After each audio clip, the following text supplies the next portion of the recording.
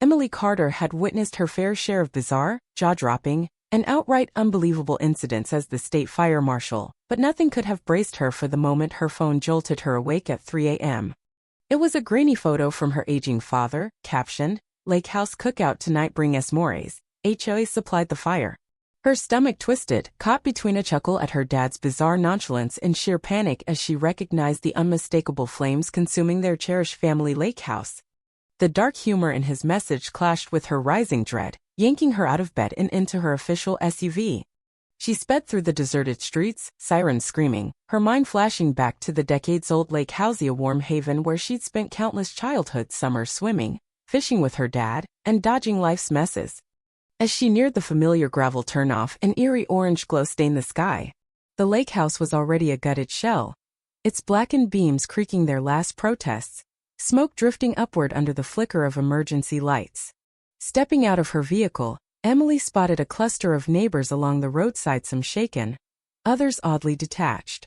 Her gaze sharpened as it landed on Margaret Voss, the infamous HOA president who'd openly despised the lake house for years. Margaret stood there in a bathrobe, phone in hand, snapping photos with a gleam in her eye that seemed far too pleased for the occasion. "Margaret," Emily called out, striding toward her with purpose. Margaret flinched, caught off guard mid-snapshot, and quickly plastered on a flimsy look of concern, her brows furrowing in an overacted frown. "Oh, Emily," she crooned, hand to her chest. "I'm so sorry about this. These old shacks, they're just disasters waiting to happen." Emily's pulse spiked, irritation simmering beneath her calm exterior. "Funny you jumped to that so fast," she shot back, her voice steady but edged with suspicion. She scanned the scene, fire hydrants labeled, "Out of service, security cameras conveniently dark." The signs of foul play screamed at her trained instincts. Margaret coughed nervously, rattled by Emily's piercing stare. "Well, old wiring, bad outlets, you know how it goes, dear," she said, her tone dripping with that patronizing air she wielded like a weapon. Emily arched a brow, well aware of Margaret's long-standing grudge against the lake house's rustic VYB, which she'd branded an eyesore ever since taking over the HOA. "We'll see about that," Emily replied coolly, a quiet vow threading through her words. Margaret's fake sympathy wavered, unease creeping into her expression. Emily relished the flicker of doubt. "I suppose you forgot who you're dealing with, Margaret," she added. Margaret let out a shaky laugh, brushing it off. "Of course, dear, you're Tom's daughter. We all love Tom, poor guy must be devastated." "I'm also the state fire marshal," Emily cut in, watching Margaret's smugness collapse. "And as of now, this is a crime scene." Margaret's jaw dropped, then snapped shut, her phone slipping from her grip to crack on the pavement. Neighbors gasped, some retreating from the awkward showdown. Margaret sputtered, "Crime scene? That's ridiculous. Why would anyone?" Emily didn't answer, letting the silence amplify Margaret's guilt. Kneeling by the smoldering ruins, she spotted red plastic shards scattered in the ashes. She lifted a melted fragment, turning it until the words "property of Lake WHOA" came into VW. Holding it up, she watched Margaret blanch. "Care to explain this?" Margaret floundered, grasping for excuses as neighbors began muttering, anger rising. An old man waved his cane at her, shouting, "You torched Tom's place, you witch." Emily felt a swell of pride. Her dad was a lake legend, kind and loved by all. Margaret's petty power grab had turned the crowd against her. Lunging forward, Margaret babbled, "This is a mistake. I swear I'd never." Emily rose, fixing her with an icy glare that stopped her cold. "Don't worry, Margaret," she said, venom lacing her calm tone. "I'll sort out every mistake." As dawn broke over the wreckage, neighbors rallied around Emily, offering support and half-joking threats of revenge. One even suggested hosing down Margaret's prized HOA office. Beneath the humor, though, was a shared resolve. This wasn't just about Tom's lake house, it was an attack on their way of life.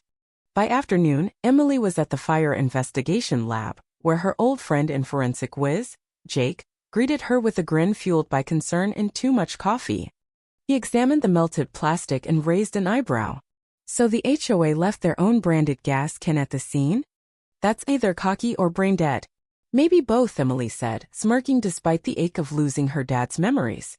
"Run it all, every spec, every chemical. If there's anything shady, I want it tagged." Jake clapped his hands, buzzing with energy. "You got it, Marshal. Let's fry some HOA tyrants." The next morning, lab results rolled in and they were a gold mine. The accelerant was industrial grade, used for demolitions, not something a homeowner would own. It had been sprayed deliberately across the lake house's weak spots. Then Jake dropped a bombshell, tablet in hand. That gas can fragment? Serial code says the HOA bought a batch 3 weeks ago for landscaping. Emily stared. Landscaping. Jake nodded. Unless torching cabins counts as pruning, they're full of it. A tip from a resident soon pointed her to the HOA's financials, where she found a mess of vague invoices and absurd line items like vegetation enhancement tool, $1,200. Jake peeked over her shoulder. That's a flamethrower, or the priciest lawnmower ever. Digging deeper, Emily uncovered a scheme. The HOA had been targeting non-compliant properties for months, pushing out owners who wouldn't conform to Margaret's upscale VY Shown. Her dad's place wasn't the first, it was just personal. That night, she scanned the site with ground-penetrating radar and hit pay dirt, a buried metal box under the old porch. Inside was a scorch trail cam her dad had set up for critters. The memory card served UIVET, and the footage was damning Margaret and an HOA crew in vests spraying gas, with her barking, "Make sure this dump's gone by morning." No one wants a shack tanking property values. Jake nearly spat his coffee. She confessed on a raccoon cam? Fury surging, Emily sent the video to prosecutors.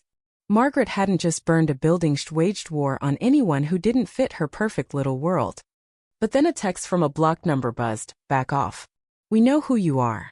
Don't forget who runs this place." Emily grinned coldly. They had no clue who they just challenged. She didn't flinch. Instead, she went undercover, chatting up neighbors under the guise of routine follow-ups. Stories poured out. Fines for bird houses, bans on fire pits, even a rejected wheelchair ramp all Margaret's doing. Residents were fed up, and soon Emily had a posse of rebels, from cookie-baking misses Harper to a guy who rigged a mailbox cam that caught an HOA lackey slipping her a bogus violation notice for the burned rubble. She hit back hard, storming the HOA office for a safety audit. Inside, they found drums of accelerant and a file of complaints marked "Do Not Shred." Margaret unraveled, but Emily wasn't done. That night, she staked out an HOA shed with Jake, catching Margaret and her VP, Tim, prepping another fire. Floodlights blazed as Emily's voice boomed. "Evening, folks.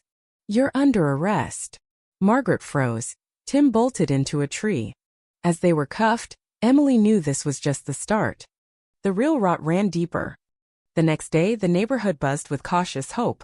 A headline blared, "Fire Marshal busts HOA head in arson sting with Margaret's mascara-streaked mugshot." At an emergency meeting, Tim, now acting president, fumbled through apologies, but Emily spotted a file he clutched, Internal Displacement Plan.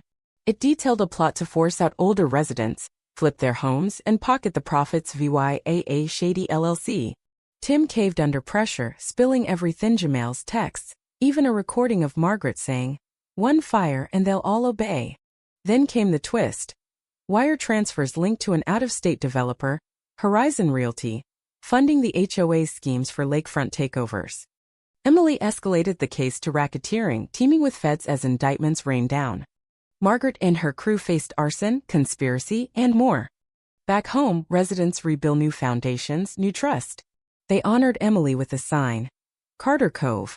A community reclaimed. Her dad, gruff but proud, said, "You didn't just save it, you gave it back." As Horizon's CEO quit amid scandal, Emily eyed a new role, statewide HOA watchdog. The fire had sparked something bigger, and she was just getting started.